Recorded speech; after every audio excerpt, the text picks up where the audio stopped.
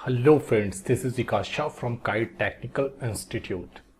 आज मैं फिर से लेके आया हूँ नेक्स्ट टॉपिक्स, कंप्यूटर मेमोरी क्या है और उसके प्रकार। जनरली मैंने प्रीवियस क्लासेस में आउटपुट डिवाइस को स्टडी किया था, फंडामेंटल ऑफ कंप्यूटर के रिगार्डिंग। तो चलिए अब भी हम लोग कंप्यूटर मेमोरी को स्टडी करते हैं। मेमोरी के बारे में बहुत लोगों को नहीं पता होगा। फ्रेंड्स, एक बात आप जान लो, इसमें जितनी भी कंटेंट है, बहुत ही ज़्यादा इम्पोर्टेंट कंटेंट को मैं लेके आया हूँ यहाँ पे। तो आई थिंक ये वीडियो आपके लिए बहुत ही ज़्यादा बेटर होने वाला है आपके नॉलेज के अकॉर्डिंग। अगर आप CCC की कोर्स कर रहे हो, आप डॉइक लेवल, ओ लेवल, ए लेवल, आप किसी कंपटीशंस की तैयारी, NIOS बोर्ड्स में आप तैयारी कर रहे हो, या कोई भी इंटरव्यू फेस करना चाह रहे हो रिलेटेड टू द कंप्यूटर, तो that is valuable classes for you. So आप स्टार्ट करते हैं, हम लोग स्टार्ट करते हैं इस पूरी पैकेजेस को, कंप्यूटर मेमोरी क्या है, और कॉपी एंड पेन लेके आप बैठ जाइए तो ज़्यादा बेटर होगी आपके लिए मेरे पॉइंट ऑफ व्यू से। चलो स्टार्ट करता हूं मैं। तो कंप्यूटर मेमोरी क्या है? ओके, सो कंप्यूटर मेमोरी के बारे में बता रहे हैं कि व्हाट इज मेमोरी। मेमोरी क्या है? तो यह डिवाइस इनपुट डिवाइस के द्वारा प्राप्त निर्देशों को कंप्यूटर में संग्रहण करके रखता है। इसे कंप्यूटर की याददाश्त भी कहा जाता है। ओके, मैंने प्रीवियस में भी इस चीज़ को डिफाइन किया था, बट यहाँ पे थोड़ी डीपली पैकेजेस में है। मानव में कुछ बातों को याद रखने के लिए मस्तिष्क होता है, उसी प्रकार कंप्यूटर में डेटा को याद रखने के लिए मेमोरी होती है। बिल्कुल, कि मानव और कंप्यूटर लगभग दोनों को उसी बेसिस पे डिफाइन करके बनाया गया है। सो यह मेमोरी CPU का अभिन्न अंग है। इसमें कंप्यूटर के मुख्य मेमोरी, मेन मेमोरी, आंतरिक मेमोरी या प्राथमिक मेमोरी भी कहते हैं इसे। मतलब इसमें जो होती है, इसके कंप्यूटर्स की मेमोरी में कुछ मेन मेमोरी होती है, कुछ आंतरिक इंटरनल मेमोरी भी होती है, प्राइमरी मेमोरी भी होती है। इसलिए इसे तीनों कहा जाता है। मेन मेमोरी भी कह सकते हो, इंटरनल मेमोरी भी कह सकते हो, या प्राथमिक मतलब प्राइमरी मेमोरी भी आप कह सकते हो। एक शब्द में, एक लाइंस में अगर किसी भी निर्देश, सूचना अथवा परिणामों को स्टोर करके रखना मेमोरी कहलाता है। ओके, सो सिंगल लाइन में ये वर्ड है। अब देखो, मेमोरी में स्टोर किया गया डाटा 0 या 1 में परिवर्तित होता है। जनरली 0 एंड 1 ये क्या है? ये है बाइनरी नंबर सिस्टम। तो जितनी भी डेटा कंप्यूटर्स के अंदर स्टोर होती है वो किस में होती है? बाइनरी नंबर्स में होती है, बाइनरी डिजिट्स में होती है। 0 तथा 1 को संयुक्त रूप से बाइनरी डिजिट कहा जाता है। संक्षेप में इन्हें बिट भी कहा जाता है। संक्षेप में, शॉर्ट में इसे बिट भी कहा जाता है। यह बिट कंप्यूटर की मेमोरी में घेरे गए स्थान को मापने की सबसे छोटी गई इकाई है। मतलब ये सबसे छोटी इकाई है। अगर कंप्यूटर की मेमोरी को, अब देखो मेमोरी क्या है, यहाँ पे छोटी इकाई है। इकाई थोड़ी कंफ्यूज हो रही है, यूनिट ऑफ मेमोरी, ये कंफ्यूजन वाली बात है। होता क्या है कि अगर मैं बात बताऊं आपको कि अगर आपको वजन मापना है तो कैसे मापोगे? वेट में, किलोग्राम में, केजी में, मिलीग्राम में, ग्राम में, है ना। जैसे हम लोग बचपन में पढ़ते थे ना, किलो, हेक्टो, डेकामीटर, डेसी, सेंटीमिलीमीटर। तो जनरली ये क्या था? वजन को, वेट को मापने के लिए या डिस्टेंस को मापने के लिए तो इस चीज़ का यूज़ होता था। उसी तरह से मेमोरी को आखिर कैसे मापोगे? तो मेमोरी को मापने के लिए हमारा बना bit, byte, KB, MB, GB, TB, PB, ऐसे बहुत सी यूनिट ऑफ मेमोरी है।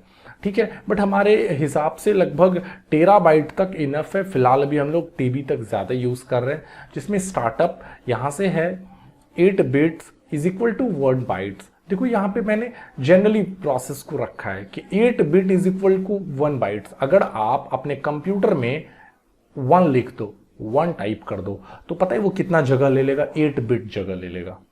अगर 0 लिख दो तो कितना जगह ले लेगा? 8 बिट जगह ले लेगा। तो जनरली ये मैटर होता था। उसके बाद बना बिट, तो फिर उसी से हमारा निर्मित होके बना बिट, बाइट्स। 1024 बाइट्स अगर आप बना डाल दो तो क्या बन जाएगा? 1 किलो बाइट बन जाएगा। मतलब 1024 बाइट्स का मतलब हो गया कि लगभग 1024 कैरेक्टर, 1024 कैरेक्टर अगर आपने, मतलब मान के चलो मान के चलो मैंने लिखा विकास, VIKASH, तो अगर मान के चलो VIKASH, इसमें कितना? 6 वर्ड है। अगर टोटल 6 वर्ड है, सॉरी 6 कैरेक्टर है, तो ये कितना जगह ले लिया? अब आप 1024 बाइट्स मतलब इसमें से 1024 बाइट्स में से आपका 6 बाइट्स जो है ये जगह ले लिया, ठीक है ना। तो 6 कैरेक्टर, तो इस तरह से ना इसकी कैलकुलेशंस होती चली गई, ये बढ़ता चला गया। तो बाइट्स बना, बाइट से किलो, 1 किलो बाइट 1024 केबी से 1 MB बना। मेगाबाइट आप लोग जानते होंगे, MB और GB तो लगभग सब जान रहे होंगे आई थिंक। 1024 MB से बन गया हमारा क्या, 1 GB गीगाबाइट, एंड 1024 गीगाबाइट से बना 1 टेराबाइट। तो यहाँ तक अभी हम लोग जनरली अपने लोकल मार्केट में इतना तो यूज़ कर रहे हैं, अपने फ़ोन्स में यूज़ कर रहे हैं। टेराबाइट तो फिलहाल फ़ोन में नहीं आया है, बट कंप्यूटर में अभी आप देखोगे तो 2 TB 4 TB तक का कंप्यूटर आसानी से अवेलेबल हो जाता है। 4 TB का मतलब हो गया कि 4096 समथिंग GB तक का कंप्यूटर जो है अभी अवेलेबल है यहाँ पे मार्केट में। और भी डीपली अगर जानना चाह रहे हो तो मैंने एक छोटा सा पैकेज बना के रखा है। आप ये देखो कि यूनिट ऑफ मेमोरी में ये पूरी हमारी पैकेज है कि मैंने 1 बिट से यहाँ पे स्टार्ट किया है और एंडिंग मैंने 1 GOP बाइट्स पे किया है। बट फ्रेंड्स मैं एक बात और बता दूं कि ये भी हाईएस्ट नहीं है मेमोरी, क्योंकि इससे भी ज़्यादा का डिफाइन हो चुका है। फिर भी इतना इनफ है। अभी फ़िलहाल आप अगर कॉपी पेन लेके बैठो तो आप ये भी नोट कर सकते हो, ये भी आपके लिए बहुत ही ज़्यादा अवेलेबल है। कभी कभी एग्जाम्स में पूछा जाएगा कि 1024 TB बराबर, एक्चुअली TB तक तो लोगों को पता होता है बट उसके बाद का आइडियाज़ नहीं होते क्या होगा। तो 1024 TB बराबर 1 PB मतलब पेटाबाइट। पेटाबाइट है, एक्साबाइट है, जेट्टाबाइट है, योट्टाबाइट है, ब्रोंटोबाइट है और GOP बाइट है। तो इतना हमारा यहाँ पे बाइट्स का मतलब जो मेमोरी की यूनिट है स्टार्टिंग से 1 बिट से स्टार्ट होके 1 GOP बाइट तक है। तो बहुत ही ज़्यादा वॉल्यूम्स ऑफ मतलब मेमोरी हुई यहाँ पे। ओके, तो चलिए नेक्स्ट टॉपिक्स को करते हैं। अब जैसे एक छोटा सा एक एग्जाम्पल्स यहाँ पे दिया गया है एज अ मतलब छोटी सी समरी कि कंप्यूटर्स में एक से अधिक मेमोरी होती है। हम उनको सामान्यतः प्राथमिक मेमोरी मतलब प्राइमरी या सेकेंडरी मेमोरी के रूप में वर्गीकृत कर सकते हैं। कंप्यूटर में जो मेमोरी है वो 2 टाइप्स में मेनली अवेलेबल होती है, एक प्राइमरी और एक सेकेंडरी टाइप्स में। प्राथमिक मेमोरी अस्थिर मतलब वोलेटाइल तथा नॉन वोलेटाइल दोनों प्रकार की होती है। अस्थिर मेमोरी, अस्थिर मेमोरी जो होती है टेम्पररी मेमोरी डेटा को अस्थायी रूप से कंप्यूटर ऑन से लेकर कंप्यूटर बंद होने तक ही रखते हैं। अर्थात कंप्यूटर अचानक अगर बंद होने या बिजली जाने पर कंप्यूटर के डेटा नष्ट हो जाता है तो स्थिर मेमोरी आपके कंप्यूटर को प्रारंभ में सहायक होती है। इसमें कुछ अत्यंत उपयोगी फॉर्मवेयर होते हैं जो कंप्यूटर को बूट करने में मदद करते हैं। बूटिंग कंप्यूटर को शुरू करने की प्रक्रिया को कहा जाता है। इसे मुख्य मेमोरी कहा जाता है। द्वितीयक संगणन वह है जो हमारे डाटा को लंबे समय तक रखता है। तो देखिए बहुत ही आसान सा है। एग्जाम्पल में दिया गया है floppy disk, hard disk, CD वगैरह कि एक होती है हमारी प्राइमरी मेमोरी, एक होती है हमारी सेकेंडरी मेमोरी। प्राइमरी मेमोरी हमारी डेटा को कुछ समय तक के लिए सेव करता है और सेकेंडरी मेमोरी हमारी डाटा को लंबे समय तक के लिए सेव करता है। तो प्राइमरी मेमोरी में जनरली रैम वगैरह आता है एंड जो हार्ड डिस्क वगैरह ये सेकेंडरी मेमोरी में आता है। चलिए इसको भी और थोड़ा डीपली स्टडी करते हैं हम लोग। आज जैसे हम लोग रैम एंड रोम को थोड़ा क्लियर करते हैं जिसमें हम लोग प्राइमरी मेमोरी को फोकस करेंगे। पहले तो आप जान लो कि मेमोरी हमारा 2 टाइप्स का होता है, एक प्राइमरी मेमोरी और एक secondary memory. Primary memory computer मतलब मेमोरी कंप्यूटर का सबसे महत्वपूर्ण भाग है। ये बात तो आपको पता ही होगा कि कंप्यूटर्स का मुख्य भाग है। अगर कंप्यूटर्स में मेमोरी ना रहे तो डेटा कहाँ जाएगा, हमारा डेटा सेव ही नहीं होगा कहीं पे भी। तो जहां डेटा सूचना एवं प्रोग्राम प्रक्रिया के दौरान उपस्थित रहते हैं और आवश्यकता पड़ने पर तत्काल उपलब्ध रहते हैं, यह मेमोरी अस्थिर मेमोरी होती है क्योंकि इसमें लिखा हुआ डेटा कंप्यूटर बंद होने या बिजली पर मिट जाता है। मान के चलो इसको समझो, बहुत ही आसान सा मैटर होता है। कैसे समझोगे आप प्राइमरी मेमोरी कि अगर मान के चलो हमने कंप्यूटर से ऑन किया और टाइप कर रहे हैं हम लोग बहुत स्पीड्स में, कुछ भी टाइप कर रहे हो रहा है, सडनली हमारा सिस्टम्स ऑफ। अगर हमारी सिस्टम सडनली ऑफ हो जाए, अचानक से ऑफ हो जाए, तो फिर जो मैंने टाइप किया था मैंने तो उसे सेव नहीं किया था कंट्रोल एस प्रेस करके, तो वो डेटा गया, चला गया। तो एक्चुअली होता क्या है, लेकिन फिर भी ध्यान दो, यहाँ पे ध्यान देने वाली बात क्या है कि जब आप कुछ भी लिख रहे हो तो कहीं ना कहीं तो वो जाके सेव हो रहा है। कुछ समय के लिए वो कहीं ना कहीं जाके सेव हो रहा है। वही जो कुछ समय के लिए कहीं ना कहीं जाके सेव हो रहा है उसे हम लोग कहते हैं प्राइमरी मेमोरी मतलब रैम। ठीक है ना। प्राथमिक मेमोरी, मुख्य मेमोरी भी से मेन मेमोरी भी बोला जाता है, क्योंकि स्टार्टिंग यहीं से होती है, पहले यहाँ पे डेटा आएगा फिर हार्ड ड्राइव में जाएगा। अब अगर आप इसे कंट्रोल एस करके प्रेस कर दो और सेव कर दो तो ये प्राइमरी मेमोरी से उठ के सेकेंडरी मेमोरी में चला जाएगा, जिससे अगर सिस्टम बंद भी हो जाता है तो नेक्स्ट टाइम आपके पास वो अवेलेबल हो जाएगा डेटा, क्योंकि वो सेकेंडरी मेमोरी में है। सेकेंडरी मेमोरी में डेटा स्थिर रहता है, लेकिन प्राइमरी मेमोरी में डेटा अस्थिर रहता है, ठीक है ना, फ्लक्चुएट होता रहता है कि डेटा अगर कंप्यूटर्स ऑफ हुआ तो डेटा चला जाएगा।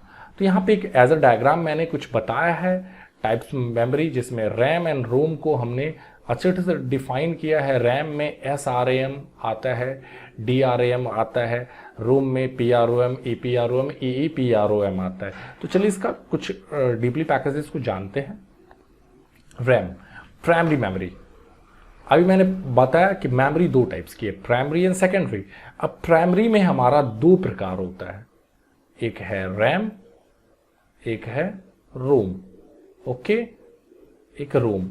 जनरली ये बात तो आपको एकदम नॉलेज होना ही चाहिए, क्योंकि अभी आप मोबाइल यूज़ करते हो तो बार बार यहाँ पर डब्बा जो होता है मोबाइल्स का, जो रैपर होता है उस पर लिखा होता है इतनी मेमोरी रैम है, इतनी GB की मतलब रोम है। तो भाई माइंड थोड़ा कंफ्यूज होता रहता है। फिर भी लोग बहुत ज़्यादा इस चीज़ के बारे में अब जान चुके हैं, बट फिर भी थोड़ी बहुत कन्फ्यूजन्स होती है कि रैम रोम का क्या काम होता है, क्यों है हमारे मेमोरी में।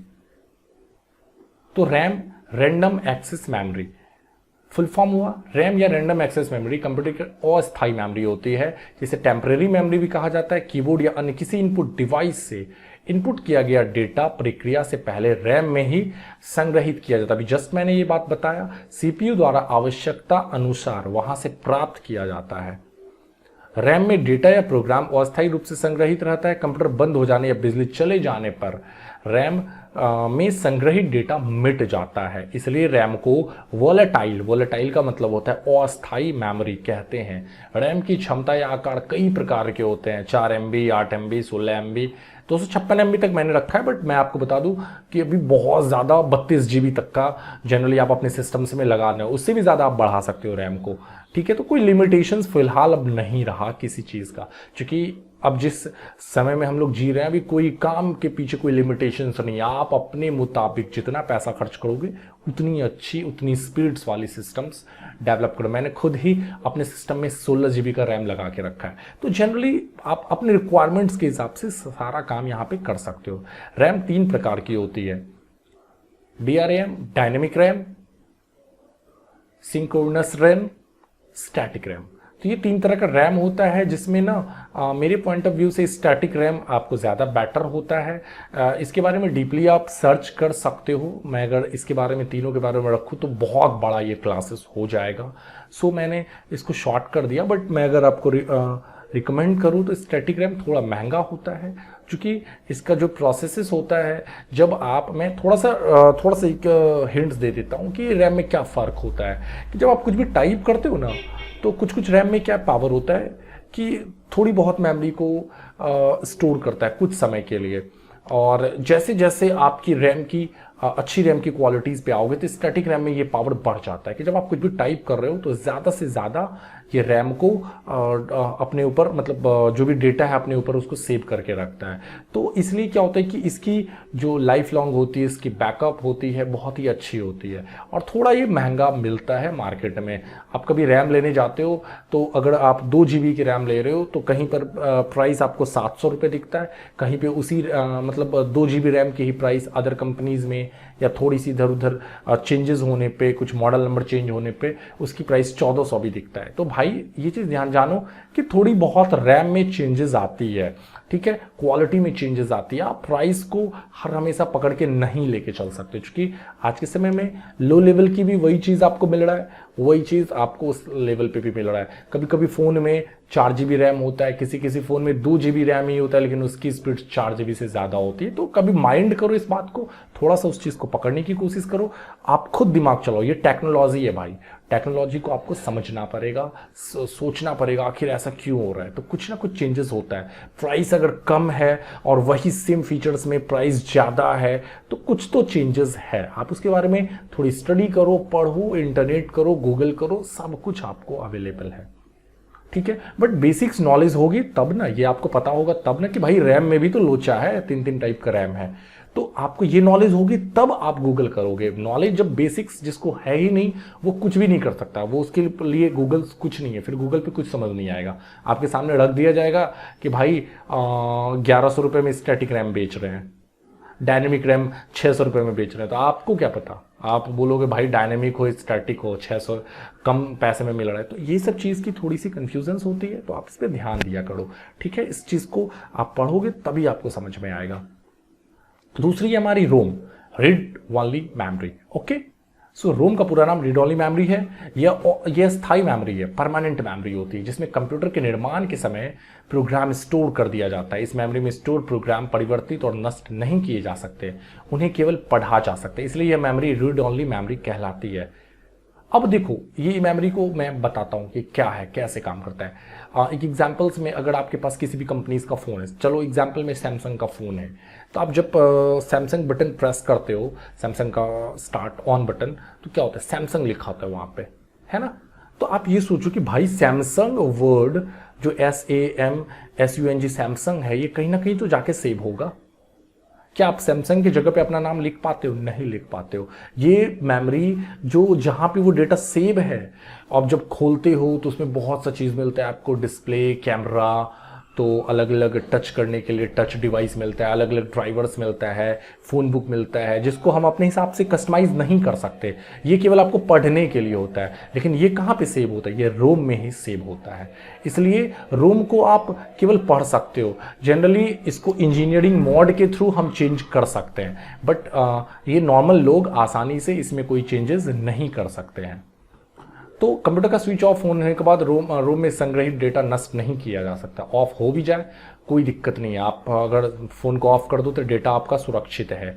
अतः नॉन वोलेटाइल या स्थायी मेमोरी कहलाती है। रोम के विभिन्न प्रकार होते हैं जो निम्नलिखित होते हैं: PROM, EPROM, EEPROM, जिसकी मैंने फुल फॉर्म यहाँ पे रखा हुआ है। तो फ्रेंड्स, इसमें मैंने आपको कंप्लीटली प्राइमरी मेमोरी को फोकस करके बताया, मेमोरी यूनिट का, जिसमें हमारा बच गया है केवल सेकेंडरी मेमोरी, जिसको मैं अगले टॉपिक्स में भी क्लियर कर दूंगा सेकेंडरी मेमोरी को। तो फ्रेंड्स, अगर आपको ये वीडियो समझ में आया हो तो प्लीज़ आप इस पूरे पैकेजेस को अच्छे से देखो, नोट करो, और कोई इश्यूज जनरेट हो तो कमेंट में आप लिखो।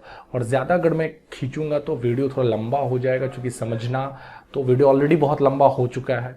तो ट्राई करूंगा कि मैं शॉर्ट में खींच के आपको एक लेवल्स पे पहुंचा दूं और सही कंटेंट्स भी प्रोवाइड करूं।